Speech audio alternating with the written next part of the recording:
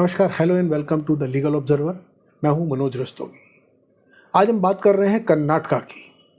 कर्नाटका की राजनीति में इस समय तूफान मचा हुआ है और जिसने पूरे देश को भी झकझोर कर रख दिया है। मामला है पूर्व प्रधानमंत्री HD देवेगौड़ा के पोते प्रज्वल रमन्ना की। प्रज्वल रमन्ना इस समय घिरे हैं ऐसे आरोपों में जिन्होंने न केवल देवेगौड़ा परिवार, पूरे कर्नाटका को, बल्कि पूरे हिंदुस्तान को भी झकझोर कर रख दिया है। जिस तरह की खबरें सामने आ रही हैं, जिस तरह की चीज़ें सामने आ रही हैं उस पेन ड्राइव से, जो कि पिछले दिनों 2-3 दिन पहले ही कर्नाटका के तमाम, बेंगलोर के, कर्नाटका के अलग अलग इलाकों में डिस्ट्रीब्यूट की गई, पार्कों में मिली, बसों में मिली, कुछ और जगहों में मिली, और जब उसके अंदर के कंटेंट को लोगों ने देखा, सामने आया, तो वो ऐसा था कि रोंगटे खड़े हो जाए। उन्हें बताया नहीं जा सकता। उनकी कल्पना करना भी रोंगटे खड़ा कर देगा। सैकड़ों महिलाएं, हजारों वीडियो, कोई 3000 के करीब वीडियो उस पेन ड्राइव में है, और उसके अंदर ऐसी ऐसी घटनाएं हैं, यौन दुराचार की, बलात्कार की, एक्सप्लॉयटेशन की, मोलेस्टेशन की, अब्यूज़ की, ब्लैकमेलिंग की, वीडियो बनाने की। और जो चीज़ें सुन रहे हैं, जो चीज़ें पढ़ रहे हैं, जो मीडिया पे, सोशल मीडिया, इंटरनेट पे भूचाल आया हुआ है, भरा पड़ा है। कर्नाटक की राजनीति में तो भूचाल आया हुआ है। रेवन्ना जी, उनके बारे में बताया जा रहा है कि वो जर्मनी भाग गए हैं। FIR दर्ज हो गई है, कई मामलों में हुई है, हालांकि उसमें बलात्कार का मामला भी नहीं है। अभी तक जनता दल सेकुलर ने या देवगौड़ा परिवार ने उन्हें अपनी पार्टी से बाहर तो नहीं निकाला है, लेकिन संभावना है, पूरी संभावना है, जो दबाव है कि ये वीडियो आप तक पहुंचने तक, नहीं तो कल तक, परसों तक शायद वो भी हो जाएगा।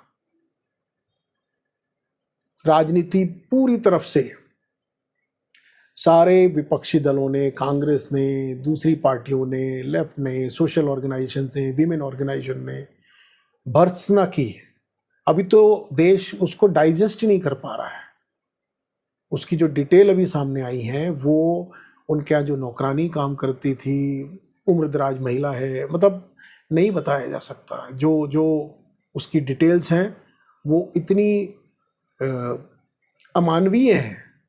और अभी एक हफ्ते पहले ही प्रधानमंत्री नरेंद्र मोदी, जो कि जनता दल सेकुलर की वहाँ अलायंस पार्टनर है कर्नाटका में, और प्रधानमंत्री मोदी ने खुद प्रज्वल रमन्ना के लिए वोट मांगे थे। हासन लोकसभा से NDA के सिर्फ प्रज्वल रमन्ना और मंड्या से मेरे मित्र HD कुमारस्वामी आने वाली 26 अप्रैल को इनके लिए आपका हर वोट मोदी को मजबूती देगा, देश का भविष्य तय करेगा। प्रधानमंत्री मोदी के साथ देवगौड़ा परिवार की तस्वीरें इस वक्त पूरे सोशल मीडिया पर छाई हुई हैं। लोग इन तस्वीरों को पोस्ट करके उसके साथ अपनी टिप्पणियों से इस कांड के प्रति भर्त्सना, निंदा और प्रधानमंत्री की चुप्पी को लेकर सवाल खड़े कर रहे हैं। और भारतीय जनता पार्टी के लिए ये वाकई एक बड़ा एम्बैरेसिंग दौर है, मोमेंट है, क्योंकि ये एक जनमत सा तैयार हो गया है कि उस बयान के बाद, जो कि उनके अपने स्थानीय नेता देवराज गौड़ा ने दिया है मीडिया को, जिसमें ये बोला है उन्होंने कि इंडिया टुडे का जो चैनल है, इंडिया टुडे ग्रुप का, उस पर उनका बयान आप देख सकते हैं। सोशल मीडिया पे उसकी क्लिप्स तैर रही हैं, ईजिली अवेलेबल है। सिर्फ नाम डालिए, सारी चीज़ें सामने निकल कर आ रही हैं। खुद आप अपनी राय बना सकते हैं।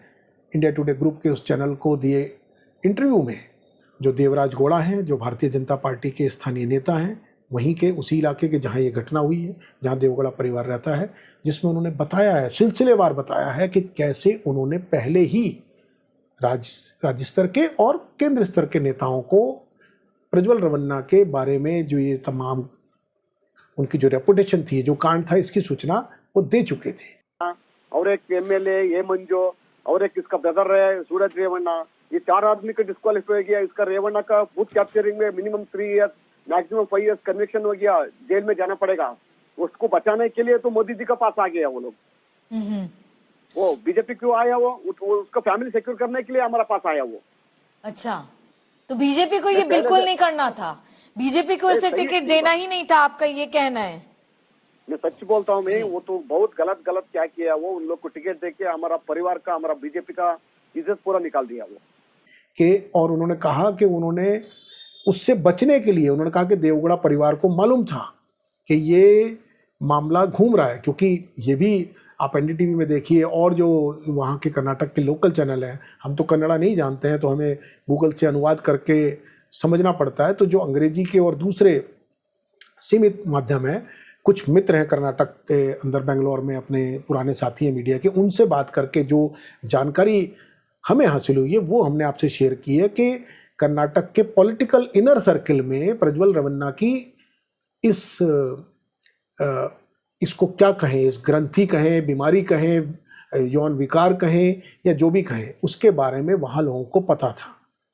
ऐसा नहीं है कि ये परसों ही सामने आया है, कल परसों तो रिपोर्ट हुई है, वो वहाँ के महिला आयोग की दखल पर हुई है। ये कहना कि वहाँ लोगों को इसकी राजनीतिक सर्किल में लोगों को जानकारी नहीं थी, ये तो झूठ होगा, लोगों को जानकारी थी। ये बाय एंड लार्ज सारा वहाँ का जो लोकल बेंगलोर का मीडिया है वो बता रहा है, ये हमने उनसे खुद कंफर्म किया, तो ये पता तो था। उसके बावजूद क्यों नहीं इस पर कोई कार्रवाई पहले हुई, क्यों वोटिंग होने तक का इंतजार किया गया? वोटिंग होते ही ये मामला दर्ज हुआ, और भारतीय जनता पार्टी के नेतृत्व को, स्टेट या लीडरशिप को अगर पहले से पता था तो प्रधानमंत्री नरेंद्र मोदी या बीजेपी का सेंट्रल लीडरशिप कैसे जस्टिफाई करेगा कि उस कैंडिडेट के लिए जिसके बारे में उनको जानकारी थी कि वो इस स्तर के यौन शोषण का आरोपी है, जिसकी बात प्रधानमंत्री करते हैं, बेटी बचाओ बेटी बढ़ाओ और जीरो टॉलरेंस की बात करते हैं और करनी भी चाहिए, उसके बावजूद अगर उनकी जानकारी में था तो कौन सी ऐसे राजनीतिक कंपल्शन थे, कौन सी ऐसी मजबूरी थी कि प्रधानमंत्री को उस आदमी के लिए जाकर वहां से वोट मांगने पड़े? अब अपने इस भाषण को कैसे वो जस्टिफाई करेंगे? जीत की वजह से जो भी कारण रहे होंगे, एचडी देवगौड़ा परिवार के साथ उनकी नज़दीकी कह लीजिए, बीजेपी लीडरशिप ने, सेंट्रल लीडरशिप ने अपने ही वर्कर द्वारा चेतावनी देने के बावजूद उसको इग्नोर किया और जानते समझते। अब इससे अपोजिशन को तो मौका मिल ही गया ना, अपोजिशन के इस आरोप से आप कैसे बच पाएंगे? जो सुप्रिया श्रीनेत कह रही हैं उसकी काट भारतीय जनता पार्टी को ढूंढनी पड़ेगी, थोड़ा मुश्किल तो हो ही गया है। कई बार ऐसा होता है कि कुछ किस्से, कुछ चीजें आप पढ़ते हैं तो लगता है कि ये पिक्चर का सीन चल रहा है, ये किसी घिनौनी गंदी पिक्चर का सीन चल रहा है, लेकिन फिर पता चलता है ये यथार्थ है और घिन आने लगती है ऐसे लोगों से, घिन आने लगती है ऐसे समाज से, घिन आने लगती है ऐसे नेताओं से जो इन लोगों को बढ़ावा देते हैं। यह पिक्चर गले में पटका डाले हुए भारतीय जनता पार्टी का, यह पिक्चर प्रज्वल रेवन्ना की है। यहां मंच पर मोदी जी के साथ अभी 14 अप्रैल को प्रज्वल रेवन्ना हासन से एमपी हैं। ये देखिए, मोदी जी के वृहद परिवार का हिस्सा है। ये पूर्व प्रधानमंत्री एचडी देवगौड़ा जी के पोते हैं, पौत्र हैं। मोदी का परिवार वाले वृहद परिवार का भी हिस्सा है। 14 अप्रैल की ये फोटो है। 14 अप्रैल बमुश्किल 2 हफ्ते पहले की।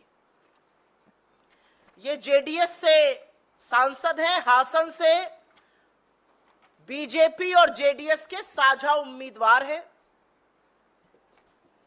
2 हफ्ते पहले जब मोदी इनके साथ मंच साझा कर रहे थे मैसूरू में, तो इनकी खूब तारीफ करी थी, इनकी पीठ ठोकी थी और इनके लिए वोट मांगा था।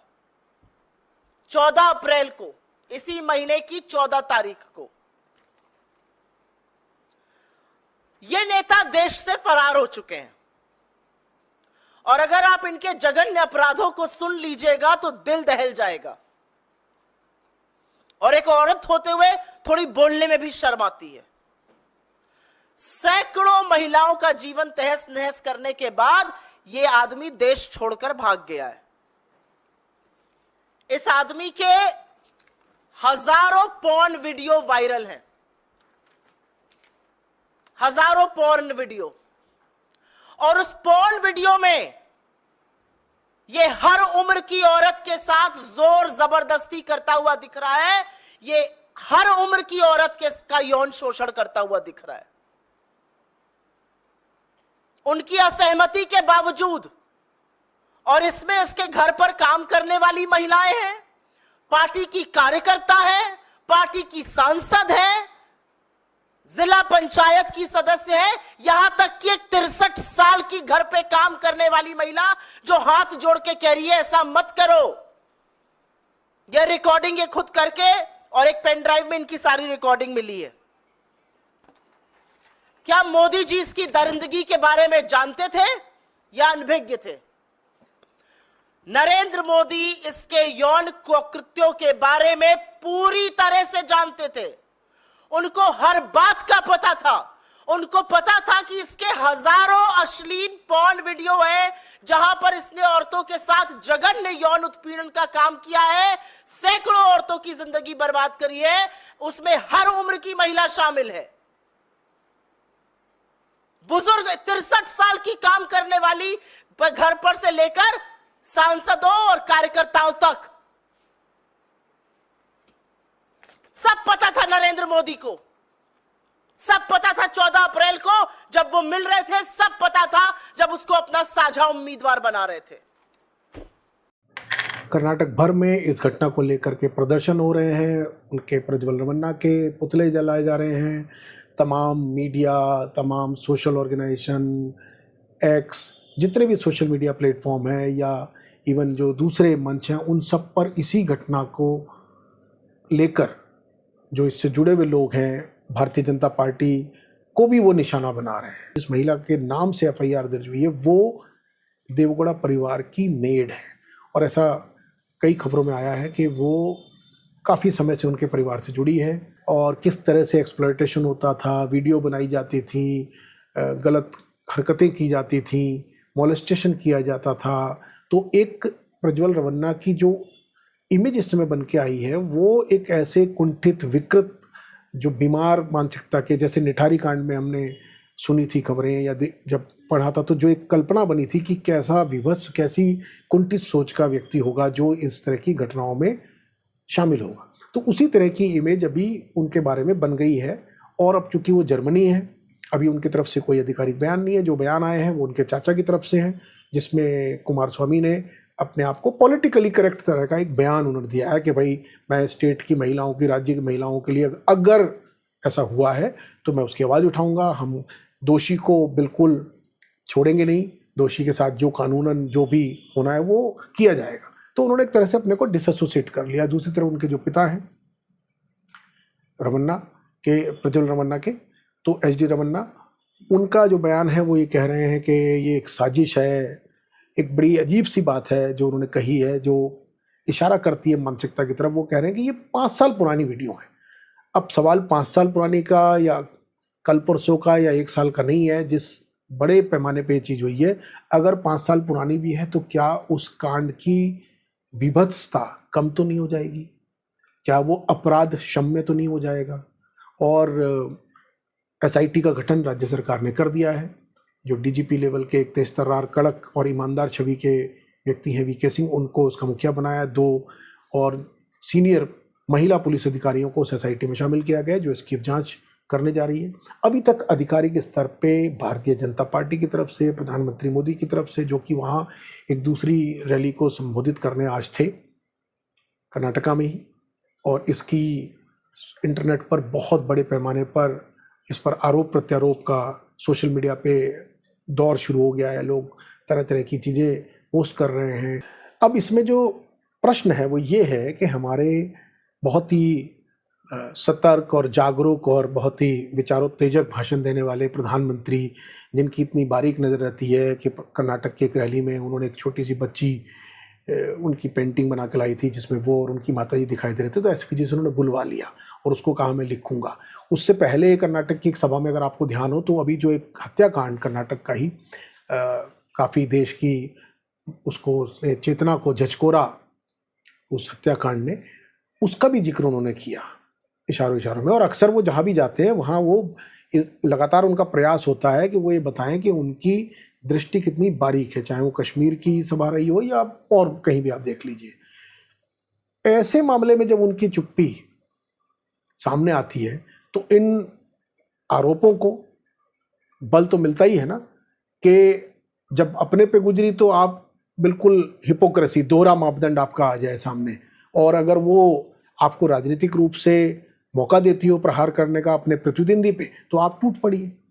ये तो कहीं से भी सराहनीय नहीं है। इसीलिए ये बात उठ रही है कि भारतीय जनता पार्टी या उसके जो सहयोगी दल है, वो कोई भी इस घटना में उसने अभी तक आगे आकर ये नहीं कहा है कि हम इस घटना की निंदा करते हैं, हम अपने आप को इससे अलग करते हैं, हमारी सर्वोच्च प्राथमिकता महिलाओं के सम्मान की रक्षा करने की है और देश को महिलाओं के प्रति सुरक्षित बनाने का हमारा जो नारा है या हमारी जो वादा है उसके लिए हम प्रतिबद्ध हैं, कटिबद्ध हैं। उसकी चाहे कोई भी कीमत चुकानी पड़े, हम अपने आप को इससे डिटैच करते हैं या इसको लेकर आएंगे या पकड़े, कुछ नहीं, पिन ड्रॉप साइलेंस। इसमें कोई शक नहीं कि अब इस मामले की गूंज, इस मामले की जांच हफ्तों, महीनों और सालों तक कर्नाटक की राजनीति को प्रभावित करती रहेगी। इसकी लपेट में कहाँ कौन राष्ट्रीय स्तर से आएंगे ये भी अभी कहना मुश्किल है। ये मामला पुलिस, एसआईटी, सीबीआई या उसके बाद न्यायालय तक भी पहुँचेगा। जो पीड़िता हैं उनके साथ, क्योंकि उसमें एक लंबी और बड़ी रेंज है जिसमें बताया जाता है कि एडमिनिस्ट्रेशन, ब्यूरोक्रेसी, राजनीतिक वर्कर्स और उनके परिवारों से जुड़ी महिलाएं, परिवार जो इनके यहाँ काम करती है, बावर्ची का वो महिला, मेड या वो उसकी बेटी तक, मतलब नहीं बताया जा सकता जो डिटेल सामने आई है। बहरहाल कानून अपना काम करेगा। उम्मीद करते हैं कि जितना इसको लेकर के पूरा एक हंगामा हो चुका है उसके बाद अब इस मामले को दबाना आसान नहीं होगा, और ये भी उम्मीद की जानी चाहिए कि जो गवर्नमेंट एजेंसीज़ हैं वो इसमें किसी तरह की किसी भी प्रभावशाली व्यक्ति को बख्शने की कोशिश नहीं करेंगी। पीड़िताओं को इसका न्याय मिलेगा और जो दोषी हैं वो अकेले प्रज्वल रवन्ना है, क्या इस स्तर का जो व्यभिचार था जिस स्केल पे, ग्रॉस स्केल पे, क्या वो अकेले उनके स्तर पे संभव था या उसमें और लोग भी शामिल थे। जो भी है, जब वो अपने अगले उस पर पहुंचेगी जांच, अगले पड़ाव पर, अभी तो रवन्ना उनकी लोकेशन को लेकर ये कहा जा रहा है कि वो जर्मनी है, भागे हैं, गए हैं, किसने भगाया है, उसमें किसकी साजिश शामिल है, वो तो जब वो सामने आएंगे, जब पकड़ेंगे या उनका पक्ष सामने आएगा तभी मालूम चलेगा। अभी तो ये इतना ही कहा जा सकता है कि इसने कर्नाटक की राजनीति में जो भूचाल या इससे झटका लगा है उसका कंपन, उसका असर काफ़ी समय तक बरकरार रहेगा। तो लीगल ऑब्जर्वर पर आप बने रहिए, हम आपको इस घटना की जो भी अगला जानकारी होगी वो आप तक पहुंचाएंगे। देखते रहिए लीगल ऑब्जर्वर और बने रहिए हमारे साथ। नमस्कार।